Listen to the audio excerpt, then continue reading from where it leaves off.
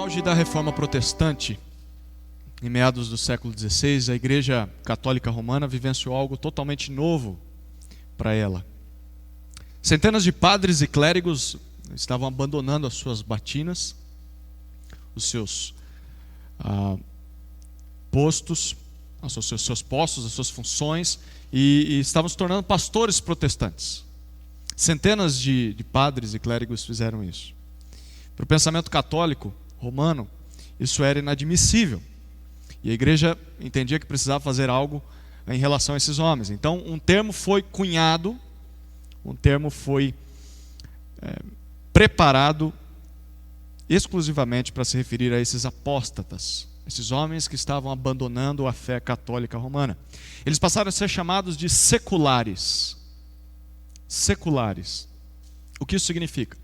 Que eles haviam abandonado a vida religiosa e santa, que era considerada como o catolicismo romano, e agora eles estavam vivendo uma vida mundana e inferior, uma vida longe da religião católica, porque estavam no protestantismo.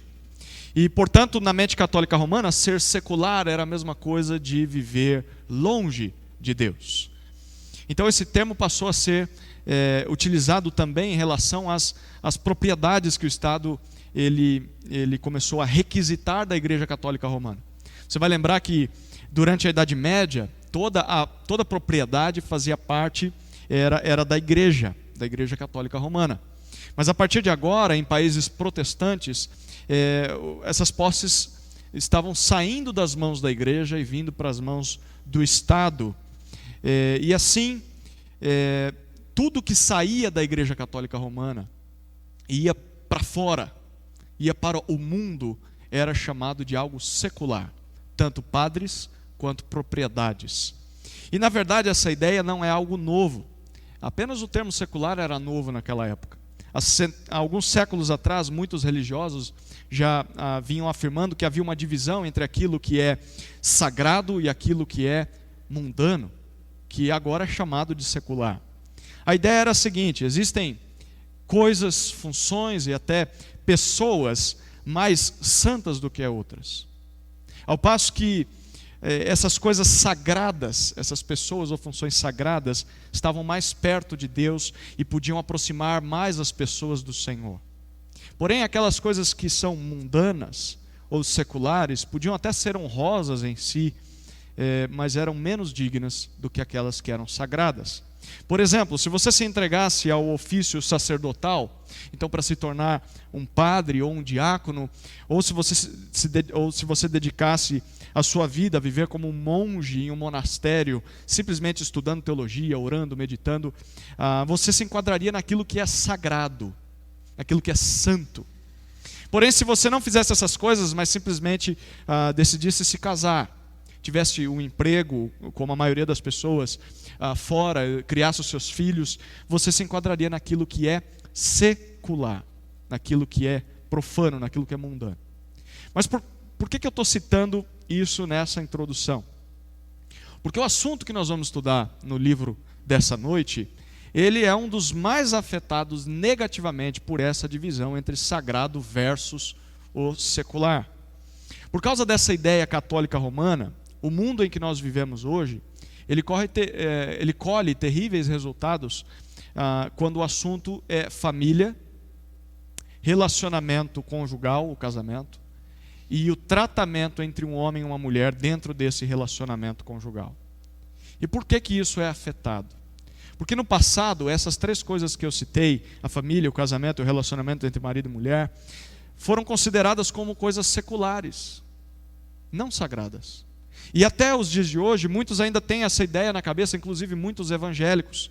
Por exemplo, muitos pastores preferem não pregar sobre esse assunto, sobre esses assuntos, porque pensam eles, essas coisas são seculares.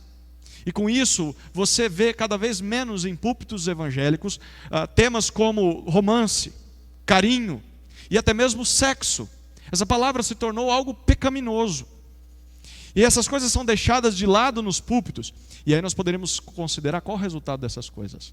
O resultado é que inúmeros jovens cristãos vivem com dúvidas sobre com quem deveriam se casar.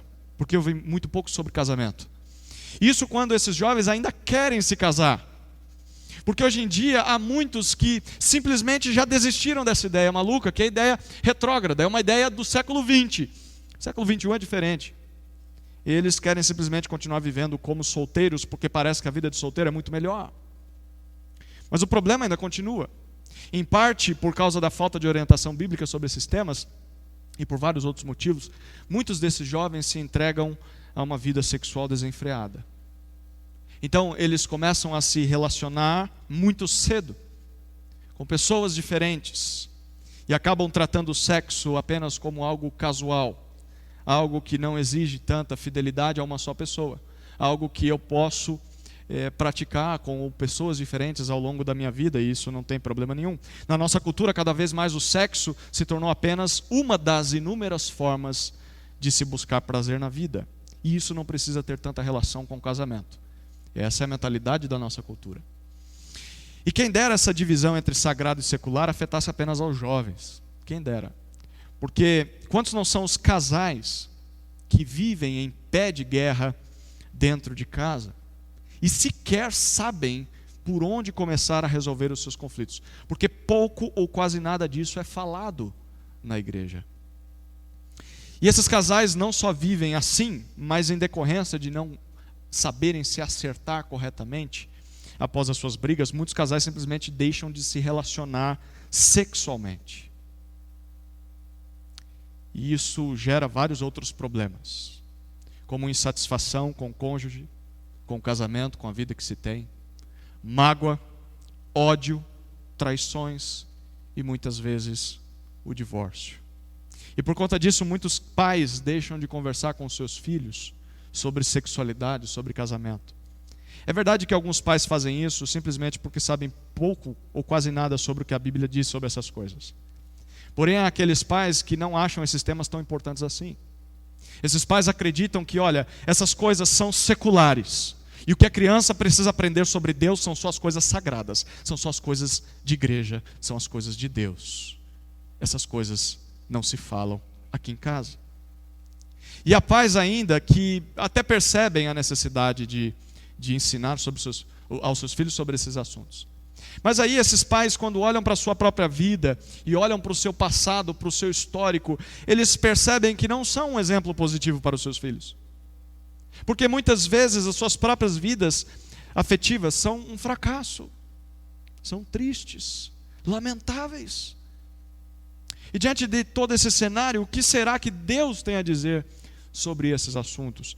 Será que essa divisão entre o que é sagrado e o que é secular está certa, está correta? Será mesmo que nós deveríamos ignorar temas como romance, como carinho ou como sexualidade na nossa igreja? É isso que nós vamos tentar descobrir no sermão dessa noite. Vai ser baseado no livro de Cantares de Salomão, ou Cântico dos Cânticos, o livro que vem depois de Eclesiastes. Te convido a abrir sua Bíblia então.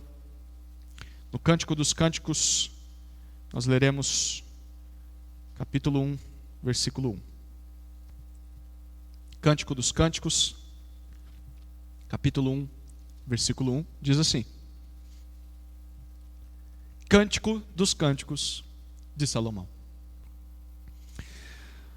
Os estudiosos afirmam que junto com Ezequiel e Apocalipse, esse livro que nós vamos estudar nessa noite é um dos livros mais difíceis de se interpretar em toda a Escritura.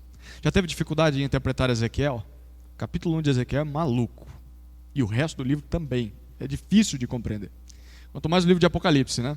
Pois é, o pacote é completo com o livro de Cantares. Ele é tão difícil quanto. E por quê? Há algumas razões do porquê esse livro é difícil de ser interpretado. Porque junto com o livro de Esther, você vai lembrar a pregação que nós fizemos no livro de Esther, esse livro não cita em momento nenhum o nome de Deus. Primeira razão, porque ele é difícil de ser interpretado. Segunda razão, é porque as palavras hebraicas que ele usa são bem raras. E muitas dessas palavras ocorrem apenas aqui em toda a Bíblia. Por causa disso, as traduções das nossas Bíblias, elas às vezes são bem diferentes umas das outras, porque as palavras são difíceis de traduzir. E os nossos tradutores estão tentando fazer o máximo que podem. A terceira razão desse livro ser difícil de ser interpretado é porque o conteúdo dessas palavras difíceis e ele é bem comum. Esse livro aqui, ele fala de coisas que nós não vemos em outros livros bíblicos, especialmente coisas sexuais, e você vai descobrir isso à medida que a gente for estudando.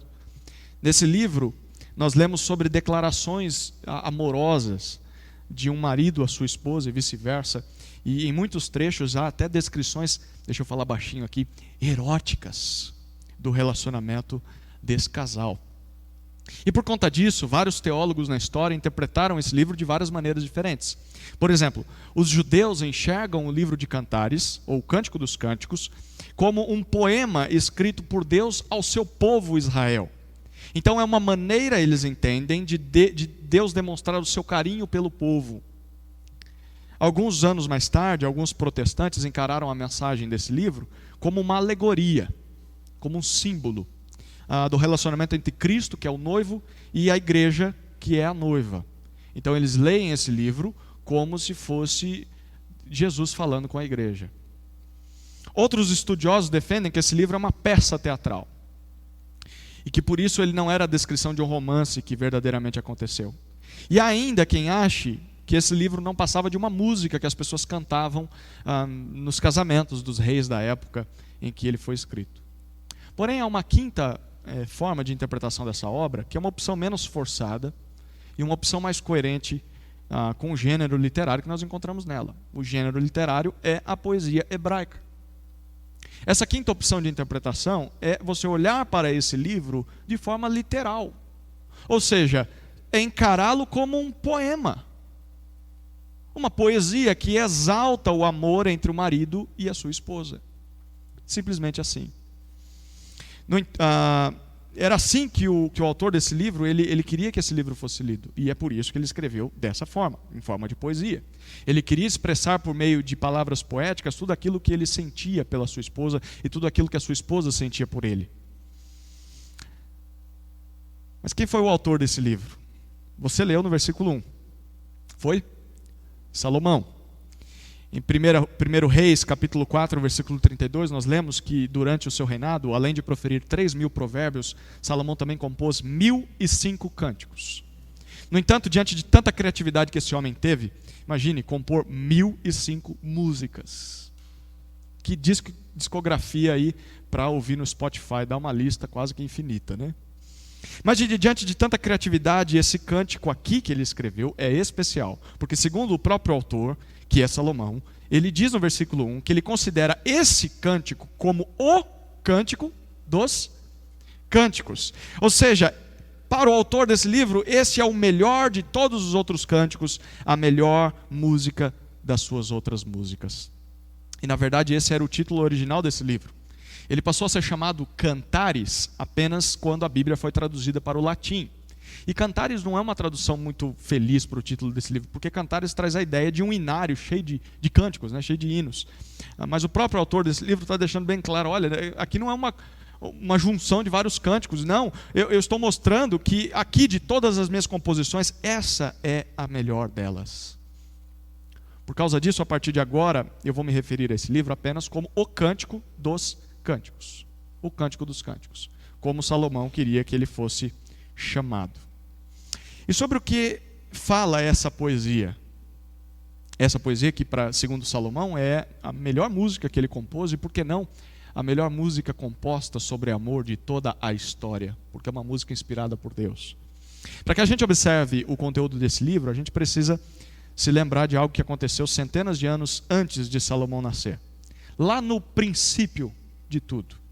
Você se lembra comigo que em Gênesis capítulo 1, versículo 28, nós lemos que logo após criar o primeiro casal na história, segundo a sua própria imagem e semelhança, Deus abençoou esse casal.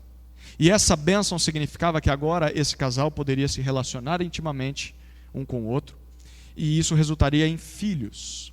E com esses filhos, eles encheriam toda a terra de Deus com outros seres criados à imagem e semelhança do Senhor. Pois bem, o resultado disso está em Gênesis capítulo 2, versículos 23 a 25. Eu te convido a abrir a sua Bíblia em Gênesis capítulo 2, versículos 23 a 25. Abra aí, Gênesis 2, 23 a 25. Então disse o homem: esta é agora osso dos meus ossos e carne da minha carne. ela será chamada mulher, porquanto do homem foi tomada. Portanto, o homem deixará seu pai e sua mãe, e se unirá à sua mulher, e eles serão uma só carne. E os dois estavam nus, o homem e sua mulher, e não se envergonhavam. Quando o primeiro homem criado viu a sua esposa, a primeira mulher criada, ele compôs o primeiro poema da história. Nós vemos esse poema no versículo 23. E essa era uma poesia romântica, por mais feia que pareça para os dias de hoje. Aqui ele está festejando. Por que ele está festejando? Porque diante de todos os outros seres que Deus criou, diante das aves, dos peixes, dos animais terrestres, só aquela pessoa era como ele. Só ela era humana. E não só isso, somente ela correspondia ao homem. Ela era a sua cara metade, por isso que ele diz, é osso do meu osso, carne da minha carne. E é por isso que no versículo 24 nós lemos que todos os homens e mulheres que nasceriam depois deles, daquele relacionamento, eles deveriam se casar. Porque quando um homem e uma mulher se casam, eles nada mais fazem do que imitar os seus primeiros pais. E cumprem aquilo que Deus ordenou que fizessem desde o princípio.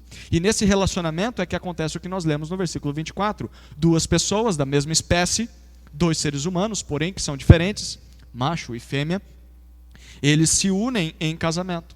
E eles complementam um ao outro. E por causa disso, no versículo 25, nós lemos que eles podem viver nus diante um do outro, sem terem vergonha, porque se tornaram a mesma pessoa.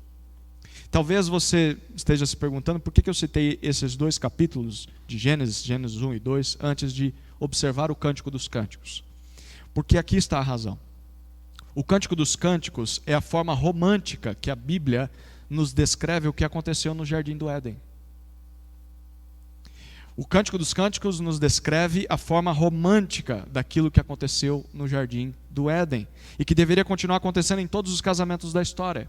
É por isso que muitos consideram o Cântico dos Cânticos como um comentário cantado de Gênesis 2:24. É como se fosse uma ampliação da primeira poesia que o homem faz em Gênesis 2:24. E aí eu queria que você considerasse isso para as nossas vidas. Qual a implicação disso para os nossos dias? Tudo isso quer dizer que Deus considera o relacionamento afetivo e sexual de um casal dentro do casamento muito importante.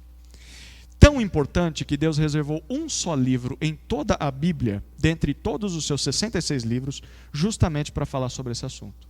Ou seja, Deus não está em silêncio quanto a esses temas. O Senhor tem algo a nos dizer sobre o relacionamento entre um homem e uma mulher, esse relacionamento amoroso. Por isso, esse tema não tem nada de secular. E nós vamos ver que ele tem tudo a ver com o nosso relacionamento com o Senhor. Mas aqui nós esbarramos em algo, no mínimo, estranho. E por que estranho? Você se lembra quem que é o autor desse livro? Quem que é o autor? Salomão. Mas quem foi Salomão? Você se lembra quem foi Salomão? Salomão foi o filho do rei Davi, certo? Ele reinou sobre Israel e ele foi presenteado por Deus com muita sabedoria e muita prosperidade. E ele escreveu muitos provérbios de sabedoria. E a maioria desses provérbios está no livro de Provérbios. Na sua velhice, Salomão também fez uma análise do significado da vida. E ele escreveu o livro de Eclesiastes. Foi o estudo do sermão de semana passada. Mas ele também escreveu este poema de amor, que é o Cântico dos Cânticos, em que ele descreve o seu relacionamento com a sua esposa. Aqui em o livro, nós vamos ver, ele identifica essa esposa como uma mulher que é chamada de Sulamita. Sulamita. Nesse poema do Cântico dos Cânticos, Salomão descreve como conheceu essa jovem e como logo eles se apaixonaram, e também conta como foi o casamento deles e em especial como foi a noite de núpcias. E ele narra também como foram as suas primeiras brigas, como eles superaram as suas diferenças, os seus pecados e como eles amadureceram ao longo da sua jornada como casados. Mas há uma segunda pergunta que é muito importante aqui. Não só quem foi Salomão, mas você se lembra de fato quem foi Salomão? De fato. Abra sua Bíblia em 1 Reis, capítulo 11, versículos 1 até 6. 1 Reis, capítulo 11, versículos 1 até 6. Diz assim, 1 Reis 11, de 1 a 6. O rei Salomão amou muitas mulheres estrangeiras, além da filha do faraó. Moabitas, amonitas, edomitas, sidônias e etéias. das nações sobre as quais o Senhor tinha dito aos israelitas: não vos mistureis com elas, nem elas convosco, porque desviarão o vosso coração para seguirdes os seus deuses. Mas Salomão se apegou a elas apaixonadamente. Ele teve 700 mulheres e princesas e 300 concubinas, e suas mulheres desviaram o seu coração. Na velhice de Salomão, suas mulheres desviaram seu coração para seguir outros deuses, e o seu coração já não era perfeitamente fiel para com o Senhor seu Deus, como o de Davi seu pai. Salomão seguiu a Astarote, deusa dos Sidônios, e a Milcom, abominação dos amonitas. Assim Salomão fez o que era mal perante o Senhor, e não se dedicou em segui-lo, como havia feito Davi seu pai. Quem de fato foi Salomão? No português popular, Salomão foi um tremendo de um mulherengo. Um tremendo de um mulherengo. Ele teve 300 esposas e 700 concubinas, 1000 mulheres. E por conta desse desejo insaciável de ter mais e mais mulheres, Salomão fracassou como rei. E essas mulheres pagãs e idólatras perverteram o seu coração. E nós lemos que Salomão terminou seu reinado como um péssimo rei. Aliás, foi por causa dele que a nação de Israel foi dividida em duas partes, entre reino do norte e reino do sul. E diante de tudo isso, como é que nós podemos compreender o Cântico dos Cânticos? Como é que é possível um homem que teve tantas mulheres escrever justamente sobre o amor dele pela Sulamita? Como é que esse homem pode falar sobre casamento, sendo que ele falhou tanto nessa área? Eu confesso para você que essa não é uma pergunta muito simples de responder, não. Mas, independentemente de responder essa pergunta, nós temos que lidar com esse texto, porque ele está na Escritura. Ele foi inspirado por Deus. E o que parece aqui é que o Senhor está fazendo com esse livro algo semelhante com o que ele fez no livro de Eclesiastes. Nós vimos no livro de Eclesiastes que Deus escolheu a única pessoa na terra que vivenciou de quase tudo nessa vida para poder escrever aquelas palavras: Salomão. E o Senhor fez isso para mostrar como é que todas as coisas em si mesmas não fazem sentido e não nos satisfazem, porque Salomão, podendo experimentar de tudo, não encontrou satisfação nessas coisas. E parece que o objetivo de Deus no Cântico dos Cânticos é a mesma coisa. Para falar sobre o verdadeiro amor e sobre casamento, Deus escolhe uma das pessoas da terra, na terra, que mais vivenciaram isso na pele, amor e casamento: o próprio Salomão. Houve sim uma época em que Salomão foi casado apenas com uma mulher, mas ao término da sua vida ele acabou se relacionando com centenas delas. Ou seja, se há alguém que poderia sentar diante de nós e nos dizer o que realmente vale a pena na vida no quesito de relacionamentos, é quem? Salomão. Ele vivenciou todas essas coisas. Afinal de contas, a pergunta que tantos têm em mente é a seguinte: será que há mais vantagem em viver ao lado de um único e grande amor em um só casamento durante toda a sua vida? Ou há mais vantagem em viver com várias pessoas ao longo da vida, curtindo ao máximo os prazeres amorosos e sexuais? Qual vale mais a pena? Principalmente os jovens fazem essa pergunta. Pois bem, Deus escolheu Salomão para nos falar sobre isso. Alguém que viveu os dois lados dessa mesma moeda. Ele viveu casado com uma só mulher até um período, e depois viveu com várias mulheres. Sabe qual que é a resposta a essa pergunta? O que vale mais a pena?